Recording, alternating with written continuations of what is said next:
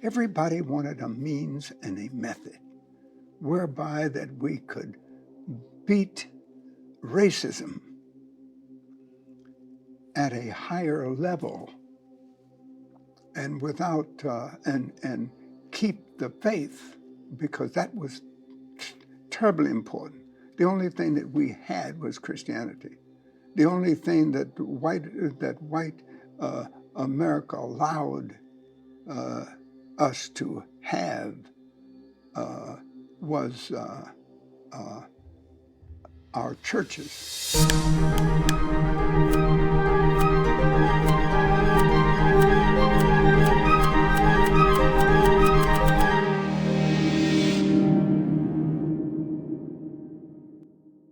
Can you tell us about the first time you met Dr. King and what you remember of that encounter?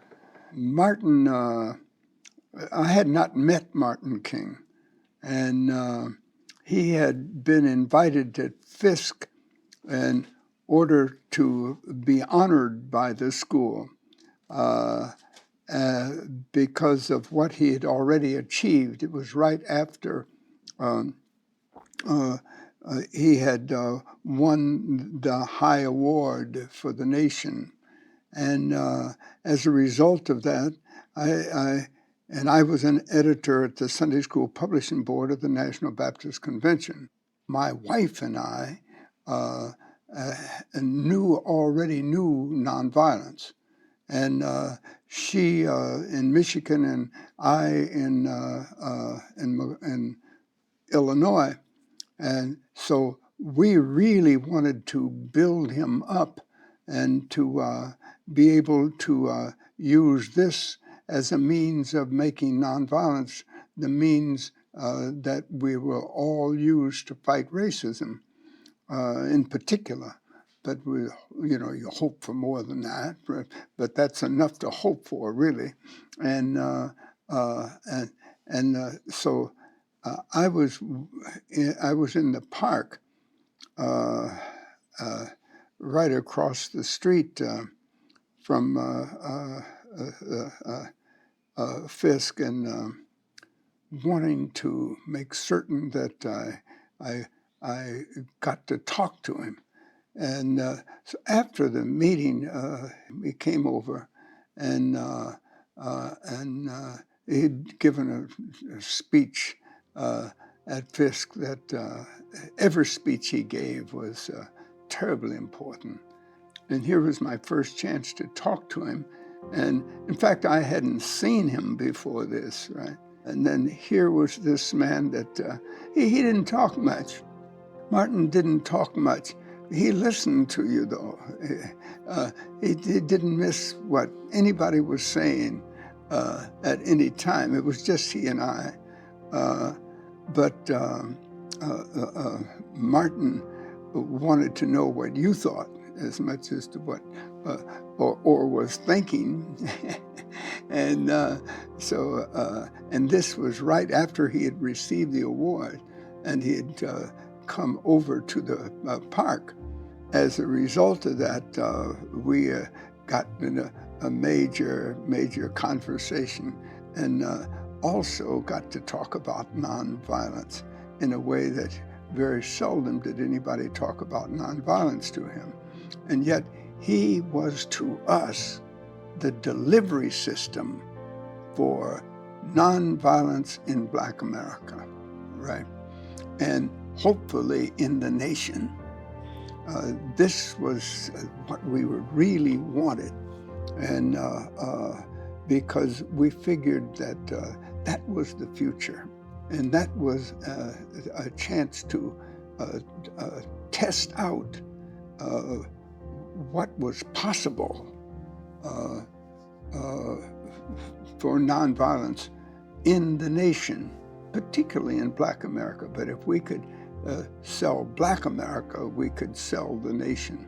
That was the first time I had met him, and we ended up with doing a 20-page piece on Martin, and he did not know that, and we were fortunate that a photographer a black photographer had already done a lot of pictures on Martin, but hadn't used them, right?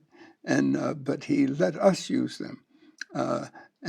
So this is exactly what we wanted. You said we were lucky that he became a preacher, and he didn't like the way a lot of preachers were.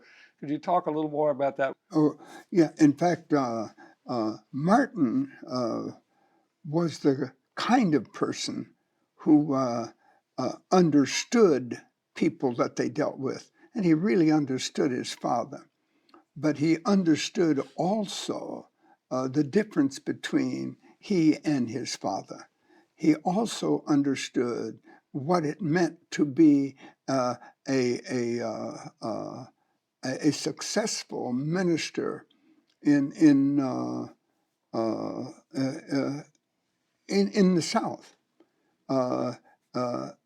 and how difficult it was to be a true preacher in the South, right?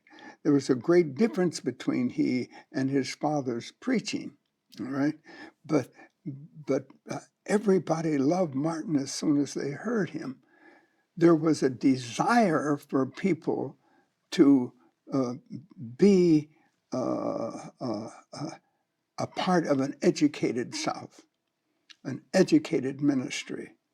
But the people loved it. They loved it when he was able to talk like he was really educated, and he was, and do it so fully and so easily. Martin did, and how he made his points was always at a different level and in a different way than most other preachers did. Most others, not all, but most others. And the reason for that is because he had this unusual education. You know, Martin King was writing materials for the Atlanta newspaper before he was even out of college. And he was unusual. Well, most people knew that. They didn't know how to respond to it, but when he preached, they knew how to respond to it, and they responded in a way that said that this is what we're waiting for, that we hope we have more ministers like Martin King. And as soon as Martin started to lead the people, right, I remember people talking about the night they picked the leader for the movement, and they stood up and they said, "We want him," you know, and they pointed to him, and because he wasn't trying to become the anything. The people made him the thing. That's a very important point. Could you talk about the development of nonviolence in Dr. King and in the movement? In fact, none of us were too well educated in terms of nonviolence. Very few towns and cities and places had any knowledge of nonviolence.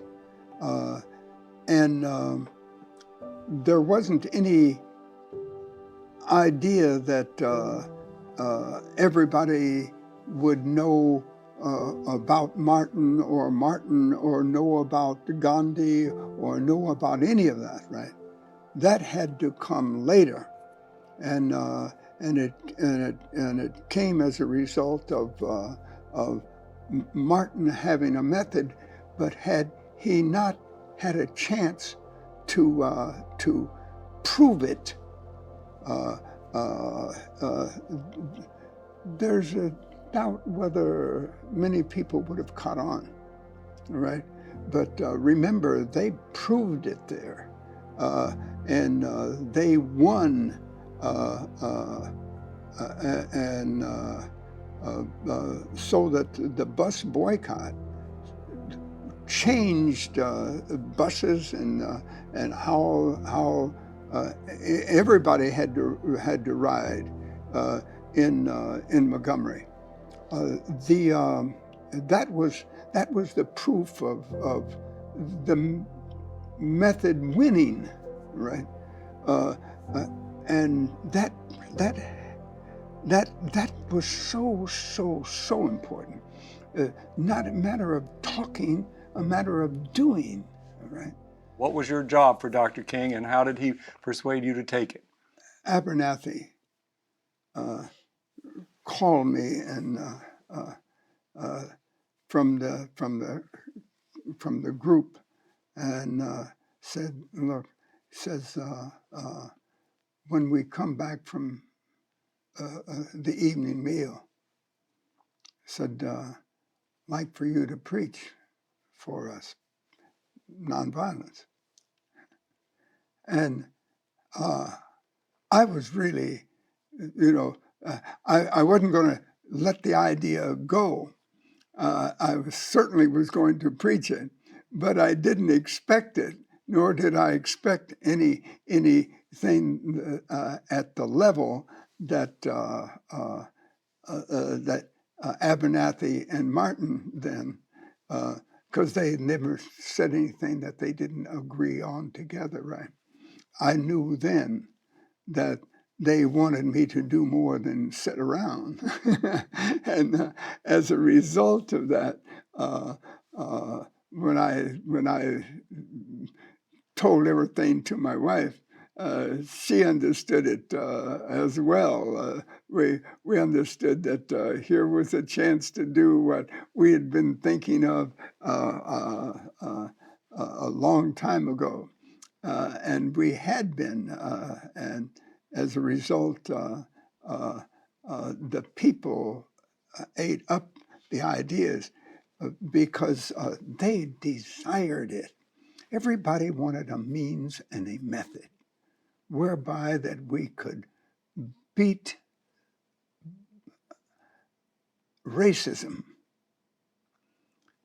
at a higher level and without and keep the faith. And because that was terribly important. The only thing that we had was Christianity. The only thing that white America allowed us to have was our churches. That's the only thing Black America had was the churches, and we used it any way we desired. I mean, and we did not mind telling each other how wrong white America's racism was, right? But how do you? And we won. In fact, we put we had the meetings in Nashville that put the bus company out of business. They had to give way to us, not we to them. So what was that job like? Could you describe that work? And well, the thing is that how did we openly teach nonviolence to people in church settings? See, that was how it was going to go. How did we talk to ministers in a way that they could see that nonviolence was going to be the new thing? How did we knew that the people liked it, but how would we transfer it, right? and since Martin and Abernathy in particular liked my teaching of it and my talking about it, right? Because first you were talking about it, you were not teaching nonviolence. As a result of that, I went all over the South. Remember, Martin had already set things up. He had talked to about 50 ministers across the country. And we were just following in behind this man. If I could do it, they could do it. Many people say that he was subject to bouts of depression about whether nonviolence was going to work, and about did you see signs of that depression and how he coped with it? Well, you see, the only thing I saw, right, is that here's a guy struggling with how do we get to the point that all his time and energy was spent with nonviolence and having nonviolent struggles period. And he would want to be remembered more for his concern over nonviolence than for any other subject. And now that's what I don't know, is whether the people, when he died, that they were really thinking about, or when he was murdered, really, that they really wanted to think about that here is the man of nonviolence, more so than any other future. That he wanted a future world that was known for desiring that the world change because of our nonviolent struggles. You know, the closest I came to it is that that last night in Martin's life, when he came up to, he came over from the hotel, came over to give the speech on that rainy night, and when he stood up and started talking, and when he ended, he was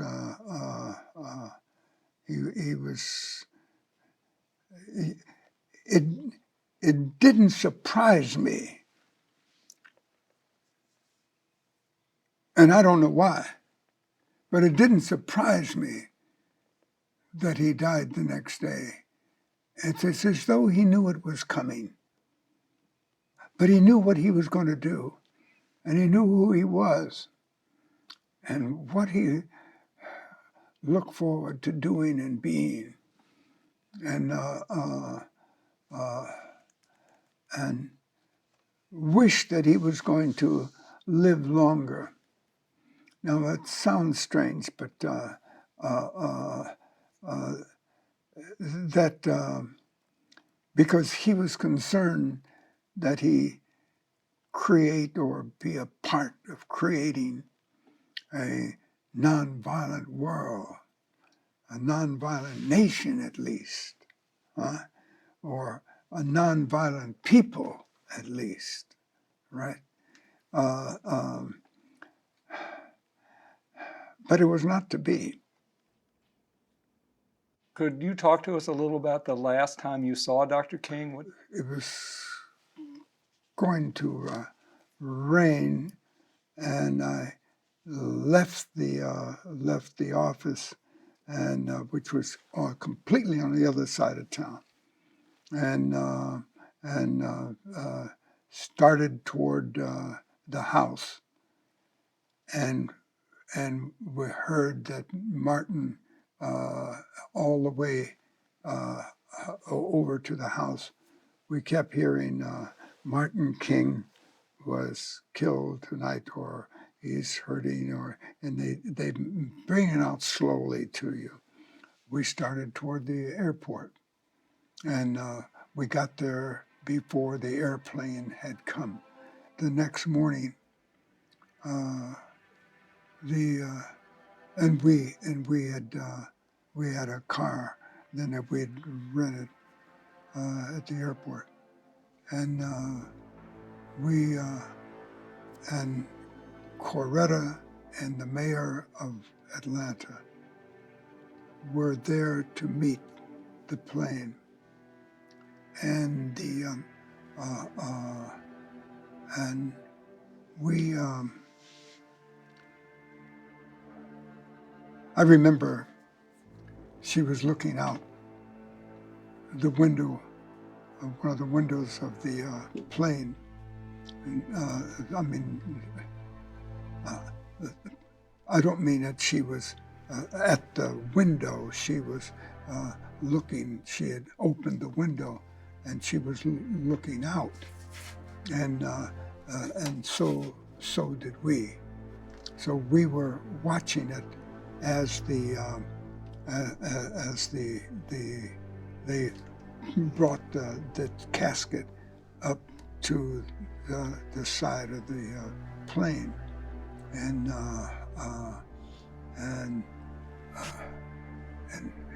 the thing that stood out for me was that as the plane was going up, Martin was in the casket. She seemed to come out of the plane, right? Hung out of the plane, and as he came up closer, she reached out further, and not reached, but came out further, right? It was as though they were going to meet each other. Every time I think about it, I know that this can't be real. That's why I'm trying to get it right, is that I really thought that she was going to reach out and kiss him because he was coming up closer to her, and she was reaching out further, right? And it didn't happen, but that's what I thought was going to happen. And